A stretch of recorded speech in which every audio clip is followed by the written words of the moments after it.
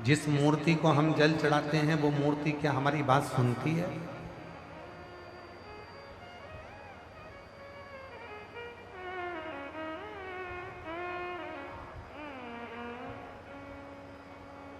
जिस मूर्ति पर हम दूध चढ़ाते हैं क्या वो मूर्ति हमारी बात सुनती है? मेरी जीजियों, जब हम पार्थिव पूजन करते हैं, पार्थिव शिवलिंग का निर्माण करते हैं, तो उस पार्थिव पूजन में जब हम दिल से बाबा को जो कहते हैं, बाबा उसको स्वीकार करते हैं। भगवान श्री राम जी ने पार्थिव पूजन करी थी जिस समय लंका का ऊपर आक्रमण करने जा रहे थे, सेतु बांधने जा रहे थे। भगवान कृष्ण ने पार्थिव पूजन करी थी जब भगवान कृष्ण की यहाँ संतान नहीं थी, तब उन्होंने गर्गाचार्य बाबा के कहने पर पार्थिव पूजन। और मेरी जीजियों, अधिक मास का महीना चल रहा है, पुरुषोत्तम मास चल रहा है, मलमास चल रहा है। इस पुरुषोत्तम मास में 13 जून को अधिक मास पुरुषोत्तम मास की शिवरात्रि पड़ेगी। 13 जून को अपने अपने घर में रहकर ऑनलाइन आस्था चैनल पर, सोशल मीडिया पर, टीवी पर शाम को 7 बजे आप और हम सब मिलकर पार्थिव शिवलिंग का निर्माण कर पुरुषोत्तम मास में पूजन करें। 13 जून 2026 शाम को 7 बजे पार्थिव शिवलिंग सब बनाकर रखना। अपने अपने घर में पार्थिव लिंग बनाकर रखना, मिट्टी का शिवलिंग बनाकर रखना। पूजन की लिस्ट हम कल आस्था वालों को भी दे देंगे, जिससे कथा जब चालू होगी तो कथा चालू होने के पहले पूजन की लिस्ट चल जाएगी कि पूजन में क्या क्या सामान चाहिए।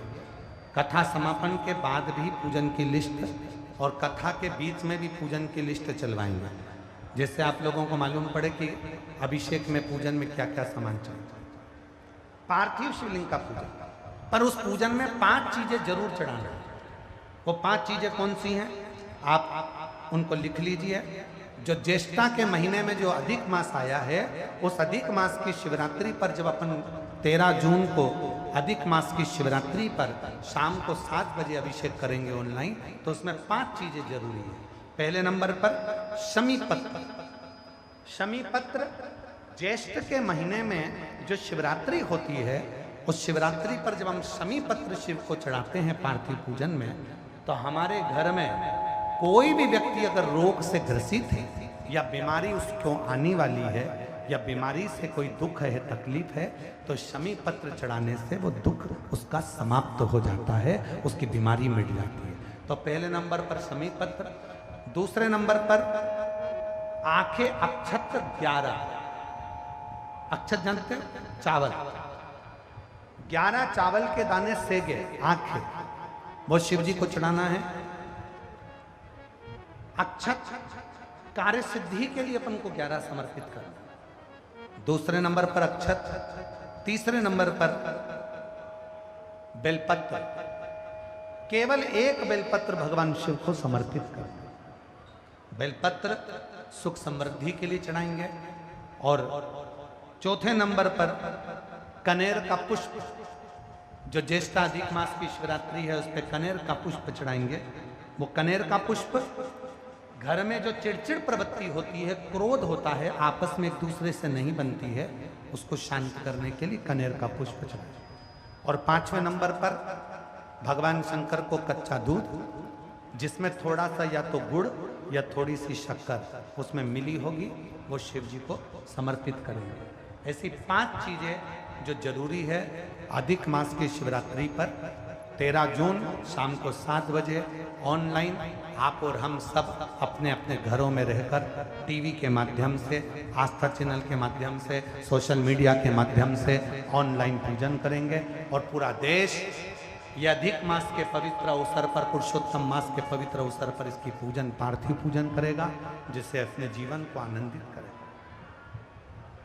सती मैया को शिव जी ने स्वीकार करा। पार्थिव पूजन की महत्वता इतनी प्रबल है कि पाषाण में भी देवता को प्रकट कर दिया।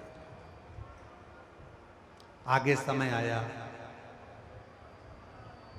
दोस्तों, जनगणना में आप जो भी जानकारी देते हैं, उसके आधार पर आपका नाम किसी भी सरकारी पर दक्ष प्रजापति के हृदय में शिव जी के प्रति सम्मान का भाव नहीं। और दक्ष प्रजापति ने शिव का अपमान कर दिया। यज्ञ की रचना कर, सबको बुलाया, सबको आमंत्रित कर, सब आए, पर शिव जी को कोई निमंत्रण नहीं दिया। भगवान शंकर को कोई निमंत्रण नहीं दिया। जब शिव जी के पास में कोई निमंत्रण नहीं आया, सती मैया को जाने से शंकर भगवान ने रोका कि तुम मत जा। नहीं नहीं, चली गई सती मैया। और माता सती जैसे ही गई अपने पिता के घर में, देखा कि सबका सम्मान था पर मेरे पति का कोई सम्मान नहीं। जहां शिव की निंदा होती है, जहां शिव का अपमान होता है, वहां एक मिनट भी मत रुको, चल दो। शिव की निंदा देवऋषि नारद ने करी तो उनको बंदर का मुंह लगा था। शिव की निंदा भगवान विष्णु ने सुन ली थी तो घोड़े का मुंह लगा था। शिव की निंदा दक्ष प्रजापति ने करी थी तो बकरे का मुंह लगा था। शिव की निंदा अगर जरा सी भी होती है, हम अपने कानों से सुन लेते हैं तो हमें जिंदगी भर कहीं ना कहीं अपने कष्टों को झेलना ही पड़ता। शिव निंदा ना तो कभी शंकर की निंदा करे, ना शंकर की निंदा सुने। क्यों सुनना निंदा? अपने कान है, कोई कचरे का डब्बा तो नहीं है कि कुछ भी कचरा इसमें डालते जाओ। कोई भी आया कुछ भी निंदा करके चले गया, बुराई कर कर चले गया।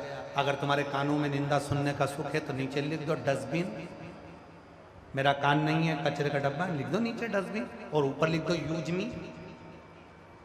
मेरा कान नहीं कचरे का डब्बा, इसमें कचरा डालो। निंदा डालिए, चुगली डालिए, बुराइयां डालिए, नहीं। दक्ष प्रजापति ने शिव की निंदा कर दी थी, इसलिए दक्ष प्रजापति सती मैया के प्राण छोड़ने के बाद कटा सिर अग्नि में गिर गया। दक्ष प्रजापति को बकरे का मुख लग